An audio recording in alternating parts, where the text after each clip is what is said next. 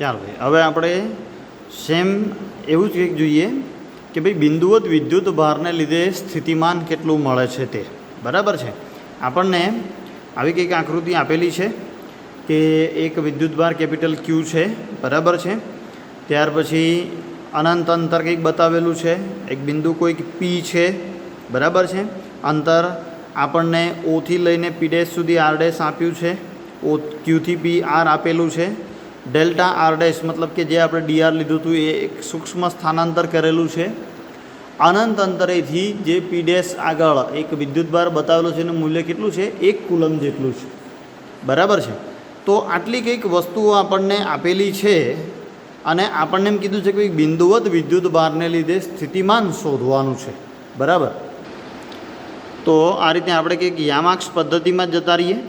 જેમ પ્રમાણે આપણને કહ્યું હતું એમ કે ભાઈ એકમ ધન વિદ્યુત ભાર ક્યુ આપણને દેખાય છે. બરાબર છે. ત્યાર પછી અનંત અંતર છે, 1 કુલમ જેટલો વિદ્યુત ભાર આપણે લઈ લીધેલો છે. બરાબર છે. એને આપણે વિદ્યુત ક્ષેત્રમાંના કોઈ એક બિંદુ પી સુધી લઈ આવવાનો છે. બરાબર છે.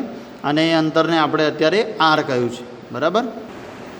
ચાલો હવે આપણને આકૃતિની અંદર જોઈએ તો આપણે જેમ આગળની થિયરીમાં જોયું છે એમ કે ભાઈ ઇન્ફિનિટીવથી સીધા નથી આવી જવાના, સૂક્ષ્મ ફેરફારોના અંતે આવવાનું છે. બરાબર છે. સૂક્ષ્મ સ્થાનાંતરોના અંતે આવવાનું છે. તો આજે 1 કુલમ જેટલો પરીક્ષણ વિદ્યુત ભાર છે એ માની લઈએ છીએ કે અહીંયા આવી ગયો છે અને અહીંયાથી એને આપણે સૂક્ષ્મ સ્થાનાંતર કરાવવાનું છે. કેટલું? ડીઆર જેટલું. તો એના ઉપર બળ જે અત્યારે કુલંબિયન બળ આ દિશામાં લાગે છે, કેમ કે આ પણ ધન વિદ્યુત ભાર છે. તમે લાવી રહ્યા છો એ પણ કેવો છે? ધન વિદ્યુત ભાર. બુકની અંદર ક્યુ ગ્રેટર દેન 0 એવું લખેલું છે. બરાબર છે. એટલે આપણે બંને વિદ્યુત ભાર કેવા લીધા છે? ધન. તો અપાકર્ષણ બળ થશે. સ્થાનાંતર નીચેની તરફ, બળ ઉપરની તરફ. કયું બળ? કુલંબિયન બળ. બરાબર છે. અને આ બિંદુએ જે છે એ માટે અંતર આપણે કેટલું લઈ લીધું? બુકમાં દર્શાવ્યા પ્રમાણે આર ડેશ જેટલું લઈ લીધું. બરાબર છે. તો હવે જે આ બળ છે એ બળની વ્યાખ્યા મુજબ એનું સૂત્ર શું થશે? એફ ઇઝ ઇક્વલ ટુ કે Q1 Q2 by R square. તો Q1 આપણે કયો લઈ લઈએ? કેપિટલ ક્યુ લઈ લઈએ. Q2 કયો લઈ લઈએ? આ જે છે એ 1 કુલમવાળો. બરાબર છે. મતલબ કે સ્મોલ ક્યુ. અને એ બે વચ્ચેનું અંતર કેટલું થશે અત્યારે? આર ડેશ જેટલું. ને એનો આપણે શું કરવો પડશે? વર્ક કરવો પડશે. બરાબર છે. ચાલો તો હવે આપણે શું કરવાનું છે? કાર્ય શોધવાનું છે. બરાબર છે. તો બળ છે આપણી પાસે, સ્થાનાંતર છે. બરાબર. પણ કેવું છે સ્થાનાંતર? સૂક્ષ્મ છે. તો કાર્ય બી કેવું મળશે? સૂક્ષ્મ. તો આપણે આગળ લખ્યું હતું એમ જ લખીશું અને એનું શું આપીશું? સાદુરૂપ. તો જુઓ, સૂક્ષ્મ સ્થાનાંતર આવી ગયું કેટલું? dw is equal to f dot આપણે શું કર્યું? dr. બરાબર છે.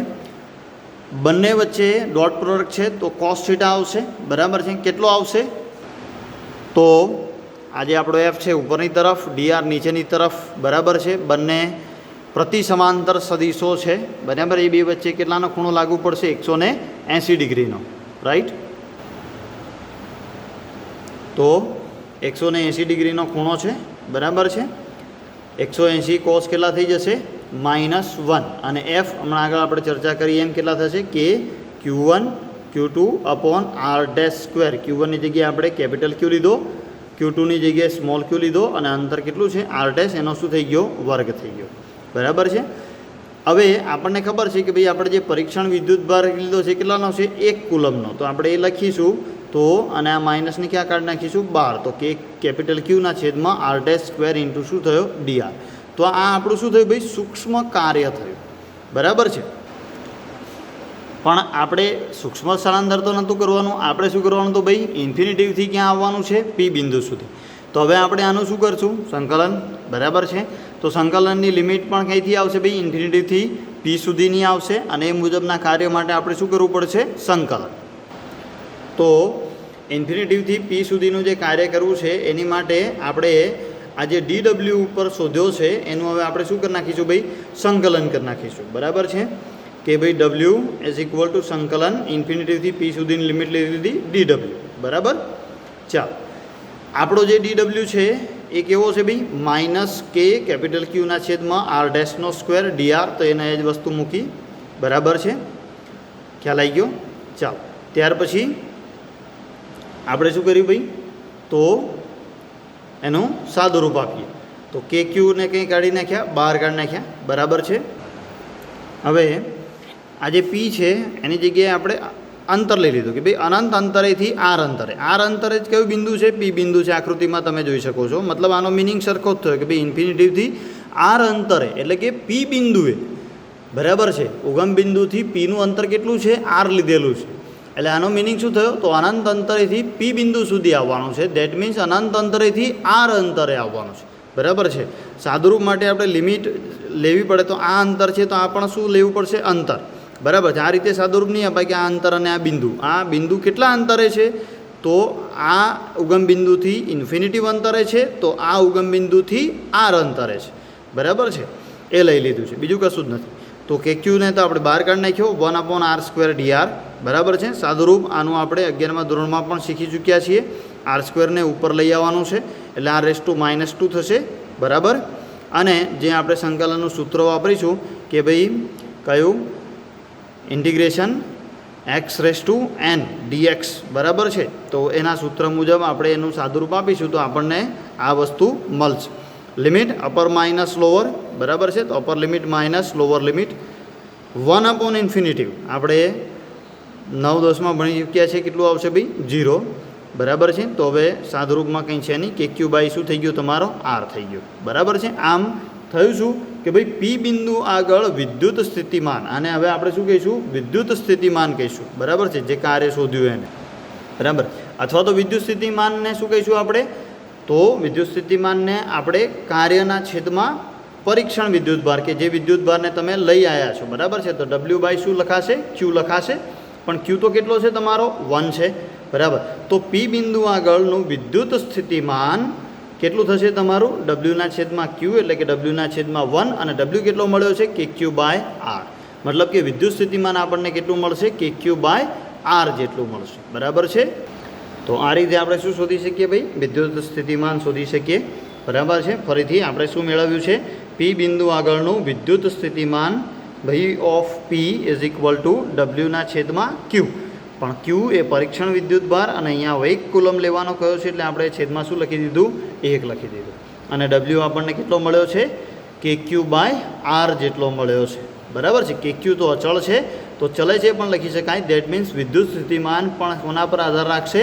અંતર પર આધાર રાખશે, બરાબર છે. ધ્યાન રાખવાનું છે ખાસ, અહીંયા છેદમાં માત્ર અંતર છે, એનો વર્ગ નથી, બરાબર. તો અહીંયા આવી વસ્તુ જે આપણે છે એ મેળવી લીધેલી છે, બરાબર છે. કે વિદ્યુત સ્થિતિમાન જે છે અહીંયા કેની જગ્યાએ 1/4πε0 લખ્યું છે, બરાબર. તો કે ક્યુના છેદમાં આર જ થયું, રાઈટ. સિમ્પલ ઉદાહરણ છે 2.1 કે આપણને એક વિદ્યુત ભાર આપી દીધો છે, બરાબર છે.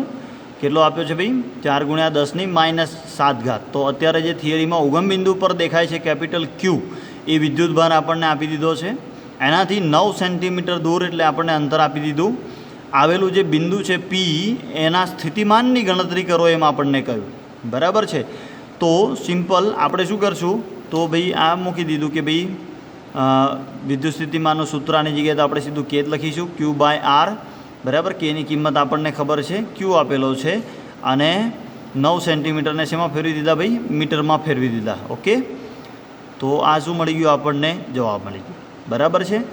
અને બીમાં આપણને પૂછ્યું છે કે તે પરથી 2 × 10⁻⁹ વિદ્યુત ભારને અનંત અંતરેથી પી બિંદુએ લાવવા માટે કરેલા કાર્યની ગણતરી કરો, બરાબર છે. તો કાર્ય શોધવું છે તો હમણાં થિયરીમાં આપણે વિદ્યુત સ્થિતિમાનનું સૂત્ર લખ્યું. શું લખ્યું ભાઈ? ડબલ્યુના છેદમાં ક્યુ, બરાબર. તો કાર્ય બરાબર શું લખ્યો? ક્યુ ઇન્ટુ વી લખ્યો. તો ઇઝ ઇક્વલ ટુ આપણે માત્ર શું મૂકી દીધી? કિંમત. MCQ સ્વરૂપ પ્રશ્ન છે આ, બરાબર છે. તો બેમાંથી કોઈ એક એ અથવા તો બીની જે ગણતરી છે એ MCQમાં પૂછાઈ શકે, બરાબર. આપણને બીજું શું પૂછ્યું? શું જવાબ વિદ્યુત ભારને જે માર્ગે લાવવામાં આવે છે તેના પર આધારિત છે એવું કીધું, બરાબર. પણ આપણને ખબર જ છે કે આ જે સ્થિતિ ઉર્જાની વાત કરીએ છીએ, બરાબર છે, એને આપણે માર્ગથી કેવો રાખીએ છીએ? સ્વતંત્ર જ છે. 11માંથી આપણે જાણીએ છીએ. એટલે આ જે કાર્ય પણ થશે એ માર્ગથી કેવું થશે? સ્વતંત્ર થશે. અને આમ પણ યાદચ્છિક સૂક્ષ્મ માર્ગને 2 પરસ્પર લંબ એવા સ્થાનાંતરોની અંદર વિભાજિત કરી શકાય. એક તો આરને સમાંતર અને બીજું આરને લંબ. તો તો આરને લંબ જશે તો જ્યાં આપણે cos 180 લીધો છે ત્યાં cos 90 થશે અને cos 90 શું થઈ જશે 0 થઈ જશે. આ થિયરીની અંદર આપણે જોયું તેમ બરાબર છે. કોઈપણ એક સદિશને આપણે લંબ અને સમાંતર એટલે કે આપણે લખતા હોઈએ છીએ ને કે ભાઈ આર cos થીટા અને આર sin થીટા બરાબર છે, એ રીતે લખવાની વાત છે. પણ ટૂંકમાં આપણે સીધું આ જ લખી દેવાનું છે કે અત્યારે કરવામાં આવેલું કાર્ય માર્ગથી કેવું છે તો સ્વતંત્ર છે. બરાબર.